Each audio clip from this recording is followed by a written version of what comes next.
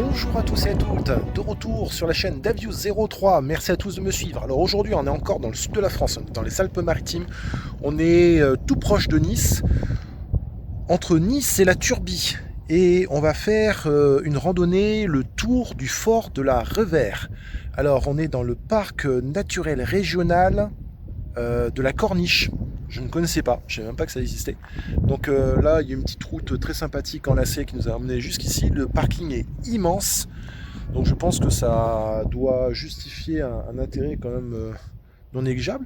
On va aller voir ça ensemble. Il y a à peu près, je crois, 7 km, à peu près 2-3 heures de marche. Et on va découvrir ça. Allez, c'est parti. Il fait beaucoup plus frais qu'en bas. Je crois qu'on a dû perdre au moins 2 degrés, là, peut-être 3. Il y a un petit vent, ça doit y jouer également.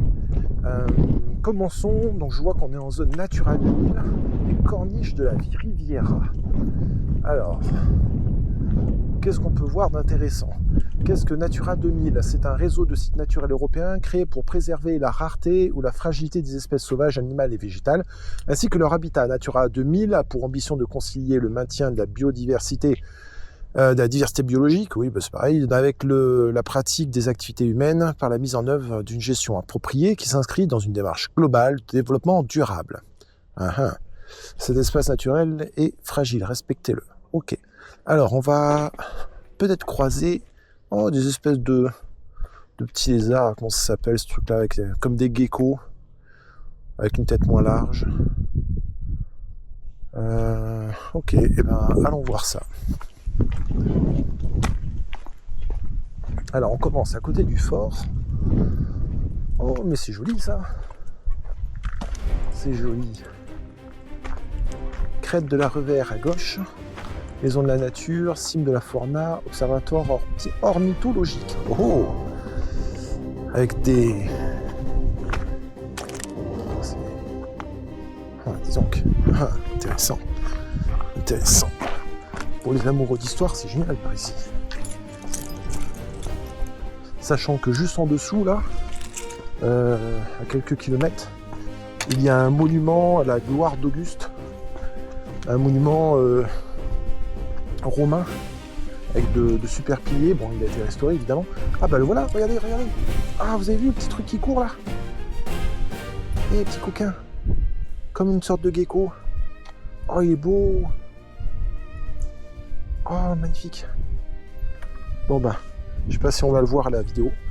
Je disais donc que c'était un monument romain qui a été restauré pour célébrer la domination d'Auguste, l'empereur Auguste, sur les peuples alpins.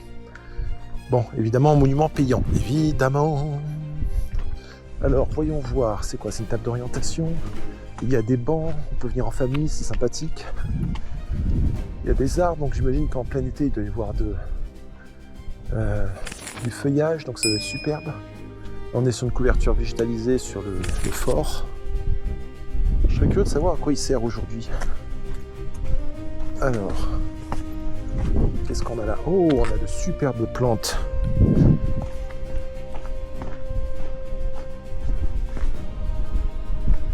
Oui, table d'orientation. En dessous, c'est Aise sur la pointe. Ah oui, alors ça c'est très beau à voir. Le village d'Aise, ça mérite le détour. Beaulieu-sur-Mer en dessous, le Cap Ferrat, c'est la pointe qu'on voit là-bas. Ok. Est-ce que c'est Saint-Jean-Cap-Ferrat ou c'est pas la même chose? Peut-être que c'est ça, je ne sais pas. D'accord. Et le Cap d'Antibes. Donc si jamais c'est Saint-Jean-Cap-Ferrat, ça vous verrez une vidéo sur une randonnée que j'ai fait. Donc le tour de la presqu'île. Ensuite le Cap d'Antibes, ça également, j'ai une autre vidéo si vous voulez la regarder sur la chaîne. Et le fameux village d'Aise qui est ici. Voilà, donc là j'ai sorti la polaire parce qu'il y a un petit vent frais et ça caille sévère là. Bon à savoir, il ferme le portique, l'espèce de barrière, à 18h. La barrière qui est sur la route qui permet d'accéder au parking. Donc si jamais vous voulez rester ici, faites en sorte de sortir avant 18h, sinon vous serez coincé. Il faudra attendre le lendemain matin. Youhou! On voit plein de fenêtres avec des barreaux, bon c'est pour la sécurité. C'est énorme, hein, c'est très très grand, mais il faut savoir qu'à l'intérieur c'est tout vide. Il n'y a aucun aménagement, ça n'a pas été réutilisé pour quelque chose d'aujourd'hui, quoi. Ce qui fait qu'en fait, toutes les pièces sont vides. Ça a été construit, sauf erreur de ma part, en 1880, 1890, un truc comme ça. Dans tous les cas, sous Napoléon III et avant qu'il abdique. C'était à l'époque où la France était en train donc, de fortifier ses frontières et de sécuriser l'ensemble. Et je crois que sur le fort, il y a plein de passages souterrains. Enfin bon, c'est vraiment le truc militaire, quoi. Il pouvait accueillir à peu près 400 soldats, donc c'est pas négligeable. C'est un bon point de défense. De notre côté à nous, alors bon, du coup c'est laissé à l'abandon en l'état. Alors côté extérieur c'est pas trop dégueu, hein, les pierres ont bien vieilli, il y a rien qui se détériore. Côté intérieur je sais pas du tout comment ça doit se passer, mais bon 400 soldats ça veut dire quand même les logements, les réfectoires, tout ce qu'il faut pour 400 hommes. Bon c'est pas non plus le truc du Moyen-Âge, donc c'est pas le charme du Mont-Saint-Michel, hein. C'est le fort militaire basique prévu pour la défense. Donc c'est pas une œuvre d'art, je veux dire.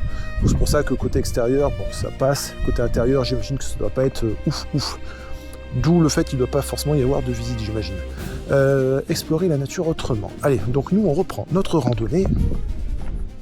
Alors là c'est très sympathique. Pourquoi ? Parce qu'en fait, vous voyez, il y a plein de bancs en bois où vous pouvez vous poser avec une vue magnifique sur la mer, sur le super village d'Aise qui est en dessous, sur Cap Ferrat ou Saint-Jean-Cap Ferrat, à moins que ce soit la même chose, je sais pas.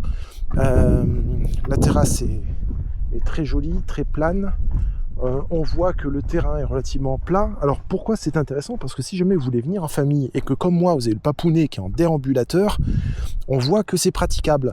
Donc là il y a moyen pour une personne âgée qui même en déambulateur, voire en fauteuil roulant, de pouvoir venir. Donc c'est bon à savoir. C'est un bon point. Il y a plein de... C'est pas de la lavande, ça c'est du romarin. Oh, c'est tout en fleurs. Magnifique, superbe. Et même là, sur la partie goudronnée, vous voyez, bon, ça descend un peu, hein, donc il faudra faire attention. Mais en soi, c'est praticable, c'est top.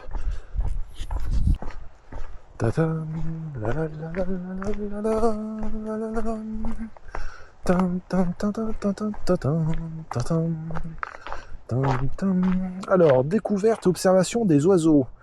Voyageurs au long cours, imaginez qu'une hirondelle de quelques grammes puisse traverser en quelques jours l'Europe et l'Afrique et faire chaque année un voyage de 2000 km. Non, de 20 000 km, pardon. Une aventure fabuleuse à préserver. Venez découvrir l'ornithologie, vous apprendrez à reconnaître les oiseaux, à comprendre les phénomènes de migration. Un patrimoine ornithologique à découvrir. Situé sur une barre rocheuse calcaire entre la mer et le Paillon, le fort de la Révère, construit en 1870. Vous voyez, je vous avais dit 1880. En 1870, sur la commune d'Aise, ça appartient à Aise, à 675 mètres d'altitude, est un des sites privilégiés pour l'observation des passages d'oiseaux migrateurs. Chaque année à l'automne, plus de 80 espèces sont observées en migration. Près de 80 000 individus sont dénombrés. Très intéressant. Donc, le point de vue à droite... Ok, bon, le point de vue, on a déjà vu. Hein. Et à gauche, observatoire ornithologique. Et nous, c'est à gauche, je crois. Ah, c'est sympa, c'est mignon. Ils ont fait un petit truc.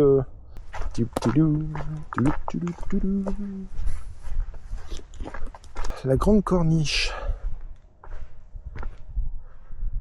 Massif du Mercantour. Alors, attends. Massif du Mercantour. Ah, ouais.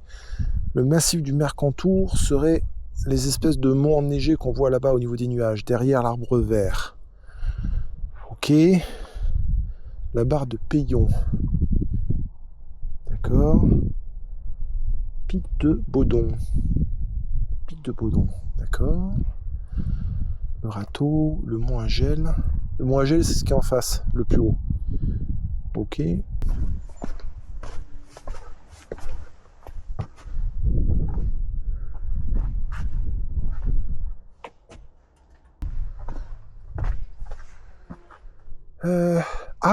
Ils ont compté le nombre d'oiseaux. Et donc avec le petit escalier en bois pour y monter, c'est mignon. C'est sympa. Avec le petit banc pour s'asseoir. Ah ouais. Ouais, c'est top. Tiens, maison de la nature. Il y a des horaires là-dessus ou pas? Que vous sachiez. Bah non, c'est ouvert, tiens. Ah, bonjour. C'est payant l'entrée? Non, allez-y, c'est en accès. Merci.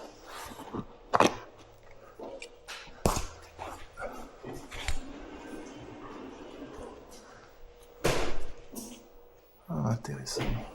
Les 20 parcs naturels.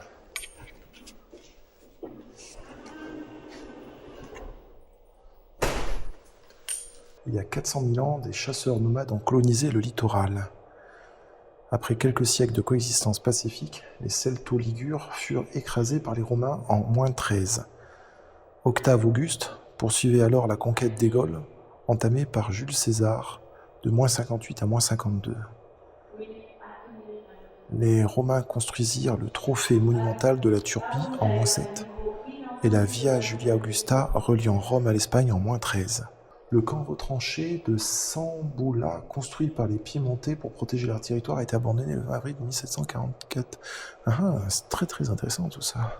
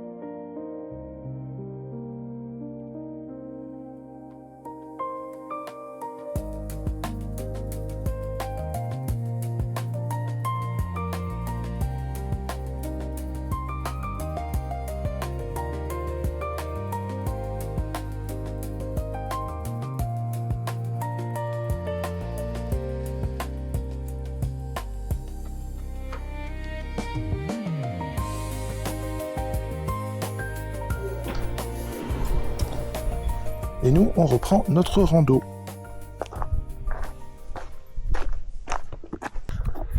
Là, on va en direction des premiers points. Et en direction d'Aise le village, Aise le col. Et visiblement, belvédère, aire de pique-nique, accessible aux personnes handicapées. Ça, c'est top. C'est top. Donc là, je vais regarder Visorando. Et ben, c'est pas le bon chemin en fait. Là, on est là, il faut revenir en arrière. Il faut revenir en arrière. En fait, il y a plein de chemins. Il y a plein de possibilités. En fait, vous pouvez venir plusieurs fois ici et faire des trucs différents. Bon. Donc, je reviens légèrement en arrière. Et là, il faut que j'aille à droite. Donc, à droite. Ok, c'est là-bas. Et ensuite, on a un petit chemin qui va partir sur la droite. Un petit chemin qui va partir sur la droite. Ah bah il est là. Voilà. Le départ va se faire ici. Il y a même un... Ah bah voilà. Sentier botanique. Ah, sentier botanique en plus. La Turbie par le sentier de Picater, cime de la Forna. Suivez le balisage vert et blanc. Bonjour. Bonjour.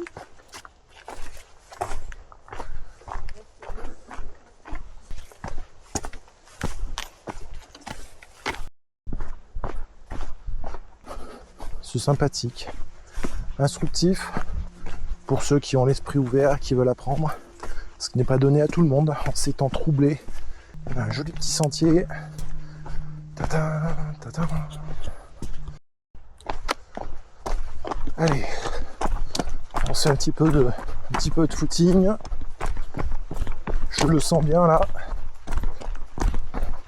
Ça fera du bien à mon gras.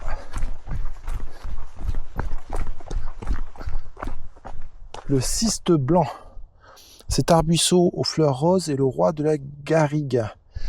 Il est souvent employé pour fixer le sol avec ses racines pivotantes. Plante d'ornement, il embellit les massifs lors de la floraison. Ses feuilles sont recouvertes d'un duvet. Ah, c'est celle-ci là, d'accord, ok. Un réseau de vaisseaux canalise l'évaporation sur le dessous. Ce dégagement de vapeur d'eau lent contribue à... Ok, d'accord. Très sympa.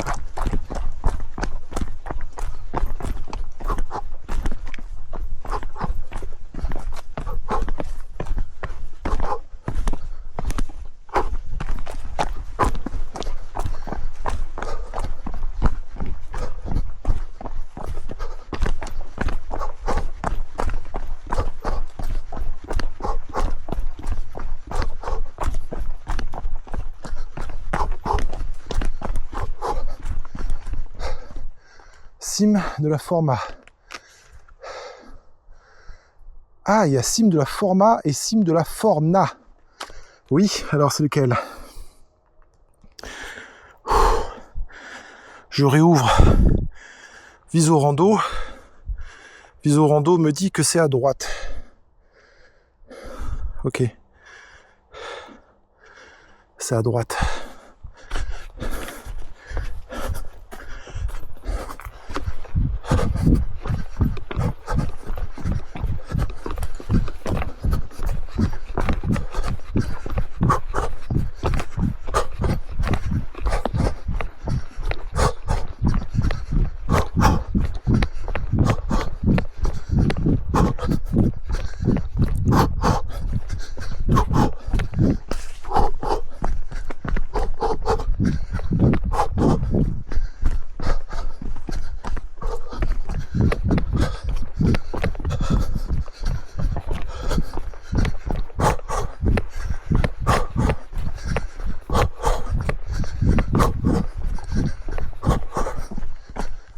On est au point numéro 2, donc à l'extrémité de la randonnée à droite, ce qu'on regarde la carte. Et ce qu'on voit en face, c'est la Turbie. La Turbie pour laquelle j'ai fait le tour dans la précédente vidéo. Regardez sur la chaîne YouTube, la toute dernière. C'est le tour... comment ils appellent ça? Je ne sais plus. Bref, c'est le tour de ce machin là-bas. Allez, ben là, on repart maintenant sur le chemin du retour qui va contourner le fort par derrière. Et après, ça revient au parking. Mais c'est une belle balade, hein, avec l'environnement typique des Alpes-Maritimes. Non, c'est très joli. J'aime beaucoup. Et puis, vous voyez, même en cas de grosse chaleur, il y a quand même un petit vent. On est à l'abri du soleil. Ça alterne entre soleil, ombre. C'est pas mal du tout. C'est bien balisé. Il y a de tout pour pouvoir plaire. La Turbie cime de la Forna.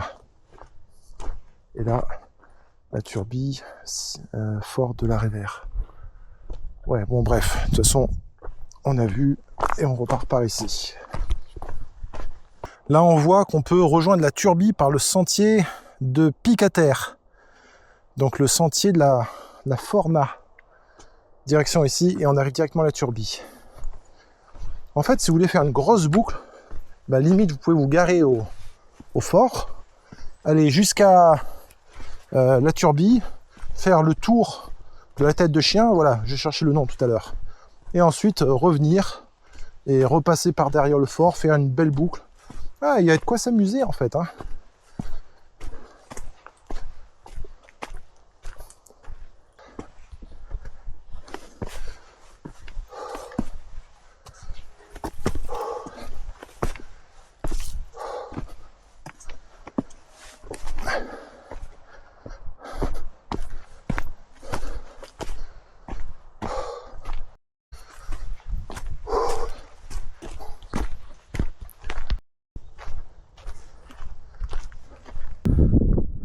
Sacrés aménagements.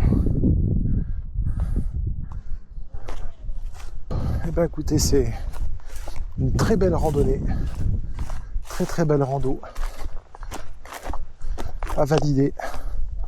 Le retour se fait par là. Alors, qu'est-ce que j'ai pensé de tout ça? Écoutez, c'est une très belle surprise. Je pensais que ça allait être un peu cucu, mais en fait pas du tout. C'est une très belle randonnée, très instructive. La maison de la nature, les panneaux qu'il y a au niveau du chemin, au niveau du fort en lui-même, les expositions, même le relief, c'est superbe, c'est superbe. Et qui plus est, comme je vous ai dit, on peut en plus venir avec des personnes âgées, des personnes handicapées. Euh, une bonne partie est aménagée pour ça et ça c'est top. Je recommande.